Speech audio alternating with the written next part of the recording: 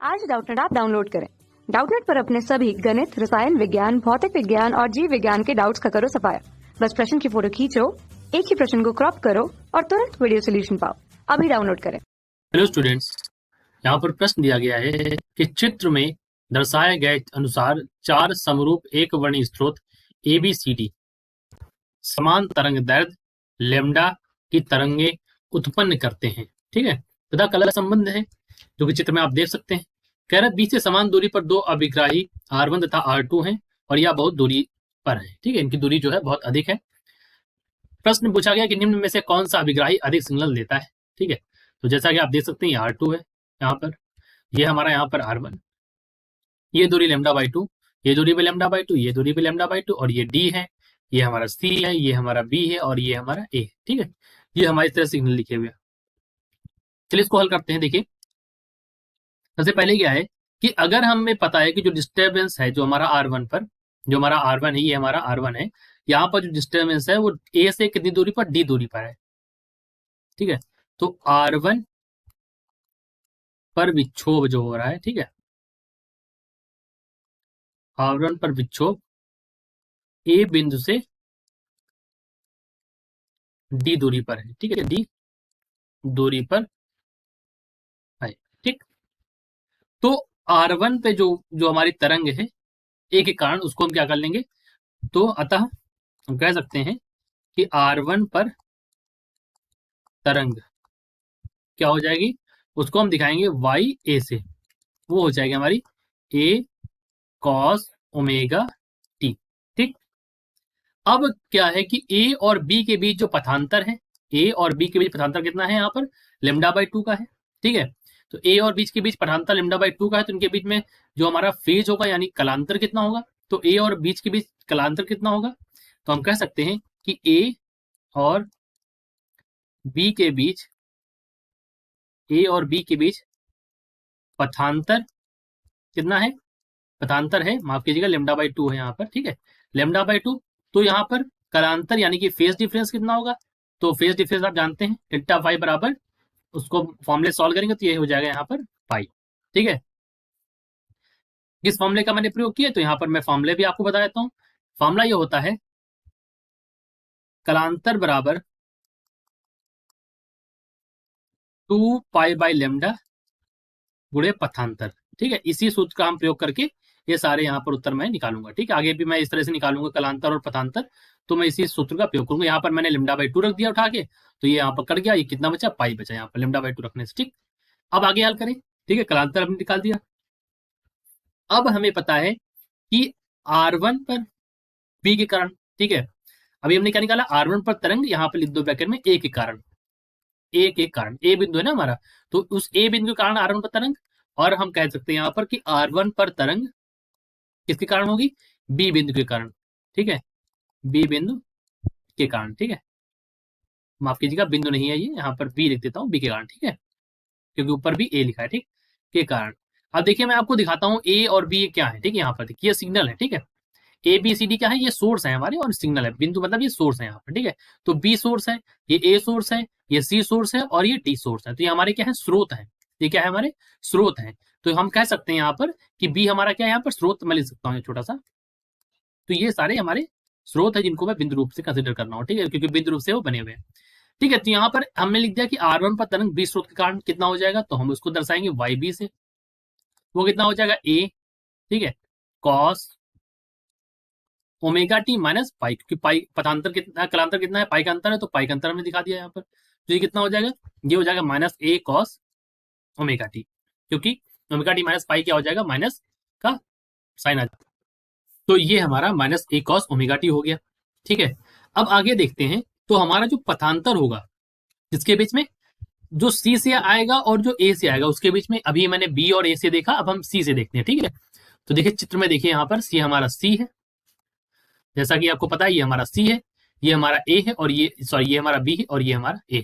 ठीक, तो हम कह सकते हैं कि जो हमारा पथांतर होगा, ठीक है, क्या होगा, पथांतर इसके बीच में A और C के बीच में, ठीक है, के बीच में जो हमारा पथांतर बैठेगा वो कितना बैठेगा, लेमडा का बैठेगा, और अगर हमारा पथांतर लेमडा का बैठ रहा है तो हमारा जो कलांतर होगा, ठीक है, दोनों स्रोत है ना यहाँ पर, तो दोनों स्रोतों के बीच कलांतर भी होगा, तो मैं सीधा कलांतर लिखता हूँ यहाँ पर, ठीक है, डायरेक्टली।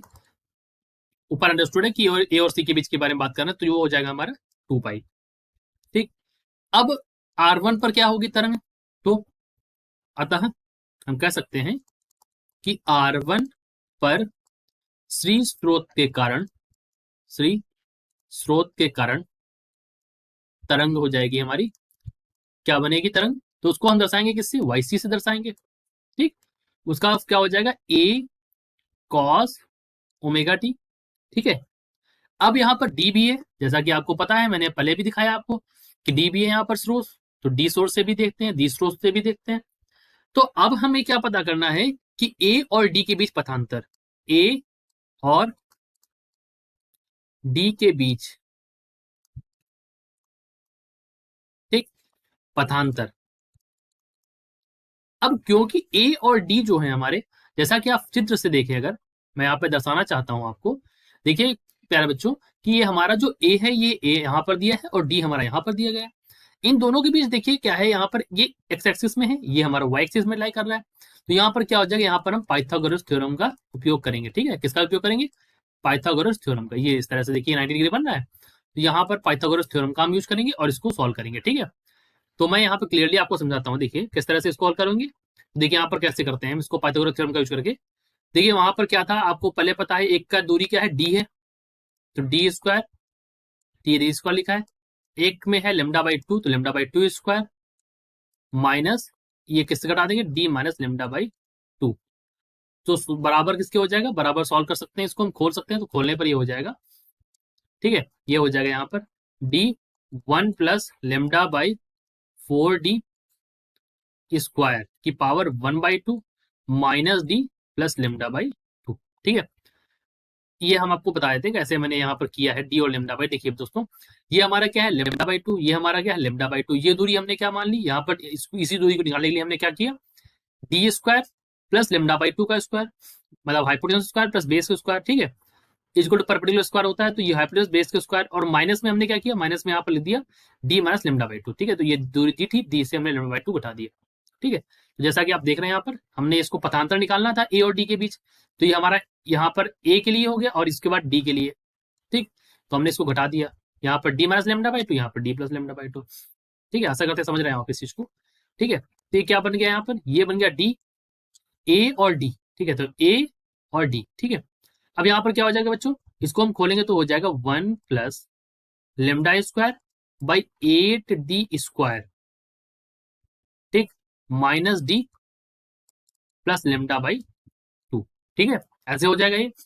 ठीक, फर्दर इसको हम सॉल्व करें तो हमें पता है कि यदि हम कह सकते हैं कि यदि डी जो है हमारा, यदि डी बहुत बड़ा है किससे, लेमडा से, तो पथांतर कितना हो जाएगा, पथांतर हमारा हो जाएगा λ/2। तो पथांतर λ/2 हो गया, तो कलांतर कितना हो जाएगा हमारा, कलांतर हमारा हो जाएगा पाई। ठीक, तो हमारा यहाँ पर वाई डी कितना हो जाएगा, इसको अगर हल करें तो वाई डी का मान आ जाएगा हमारा, वाई डी का मान हो जाएगा यहाँ पर हमारा माइनस ए कॉस ओमेगा टी। ठीक, अतः सिग्नल हमें कितने मिले, एक तो हमें देखिए कितने सिग्नल मिल चुके हैं हमको, एक डी से वाई डी वाला मिला। ठीक, इसी तरह से अगर हम आगे देखें तो एक वाई सी वाला मिला। ठीक, इसी तरह से अगर हम आगे देखें तो एक वाई बी वाला मिला, और इसी तरह से अगर हम आगे देखें तो एक हमें वाई ए वाला मिला। अगर आप इन तीनों को जोड़ें तो देखिए एक का प्लस, एक का माइनस, एक का प्लस और दूसरे का माइनस, ये दोनों एक दूसरे को क्या करते हैं, कट कर देंगे। तो हम क्या कह सकते हैं कि R1 पर प्राप्त सिग्नल क्या हो जाएगा, Y A plus Y B plus Y C plus Y D बराबर 0। सभी को अगर आपने जोड़ा तो क्या हो गया, 0 हो गया। ठीक है, अतः अब हम किस पे बात करते हैं, अब हम बात करते हैं R2 पर प्राप्त सिग्नल। तो हम कह सकते हैं R2 पर प्राप्त सिग्नल निकालेंगे। ठीक है, अभी हमने देखा R1 पर क्या हो गया, 0 हो गया, तो B के कारण जो प्राप्त होगा उसको हम क्या बोलेंगे, वाई बी बोलेंगे, ये हो जाएगा हमारा A1 कॉस ओमेगा टी। ठीक, अब यहां पर भी ये हमारा क्या हो गया A1 cos ओमेगा टी, और डी पर प्राप्त सिग्नल कैसे निकालेंगे, ठीक है, क्योंकि जो डी और बी के बीच में जो पथांतर है वो कितना है, तो डी और बी के बीच पथांतर कितना है, तो पथांतर हमारा है लेमडा बटा 2, ठीक है। लेमडा बटा 2 हमारा क्या है, पथांतर है। तो हमारा वाई डी पर जो हमें डी डी के द्वारा प्राप्त सिग्नल क्या हो जाएगा, तो वाई डी बराबर हो जाएगा -A1 cos of omega T, क्योंकि फेज डिफरेंस क्या हो जाएगा, तो कलांतर हो जाएगा हमारे यहाँ पर पाई का, जैसा कि हम जानते हैं, हमने पहले भी सॉल्व किया इसलिए हमने उसको पूरा लिखा नहीं। देखिए यहाँ पर, देखिए जैसे आप यहाँ पे देखा ना आपने कि पाई का अंतर था ना, तो ये क्या हो गया, सीधा -A cos ओमेगा टी हो गया। इसी तरह से हमने यहाँ पर भी कर दिया, इसको हमने डायरेक्ट यहाँ पर लिख दिया -A1 cos omega T, same process से, ठीक। अब हमें यहाँ पर भी ए और बी के बीच पथांतर निकालना है, तो हम कह सकते हैं कि ए और बी से प्राप्त होने वाले सिग्नल के बीच पथांतर निकालना है, ठीक है। प्राप्त होने वाले, ये जितने भी पथांतर है सिग्नलों के बीच में ही है, ठीक है,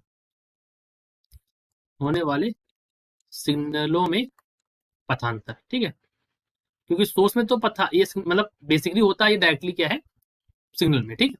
तो हम इसको कैसे ले सकते हैं, इसको भी उस तरह से D square plus lambda by 2 का होल स्क्वायर, लेमडा बाई 2 का स्क्वायर रूट माइनस डी बराबर, इसको हल करेंगे तो इसको हल करके हम सॉल्व कर सकते हैं, ठीक है। फिलहाल मैं आपको दिखाता हूँ कैसे किया, D square plus lambda by 2, ठीक है, D square plus lambda by 2, देखिए ये हमारा ए है, ठीक, और ये हमारा क्या है यहाँ पर बी है, ठीक।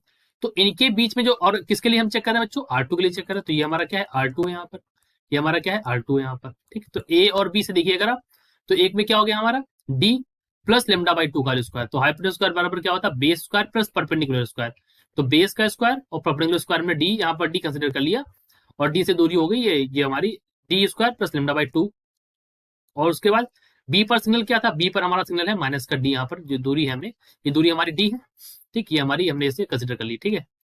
तो इसी तरह से हमने इसको भी सॉल्व किया यहाँ पर, तो हमें ये मिल गया।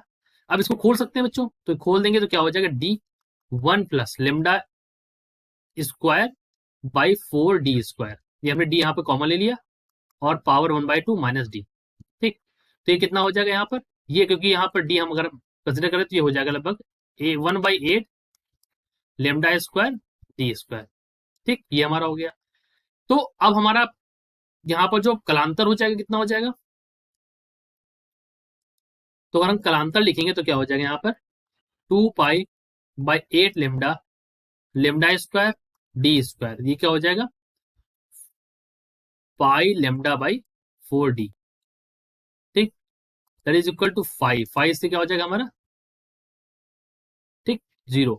तो अब हम कह सकते हैं यहाँ पर, ठीक है, ये हमारा हो गया 2/4, तो इसको काट सकते हैं ना यहाँ पर, तो लेमडा स्क्वायर से लेमडा स्क्वायर हमने काट दिया, तो लेमडा बचा यहाँ पर, 2 1 जा 2, 2 4 जा 8, तो 4 बचा यहाँ पर, ठीक है।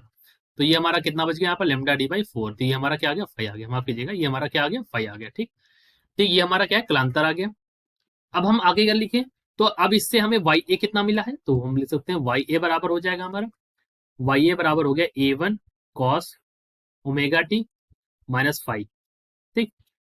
वाई सी कितना हो गया, वाई सी हो गया A1 कॉस ओमेगा टी -5, ठीक।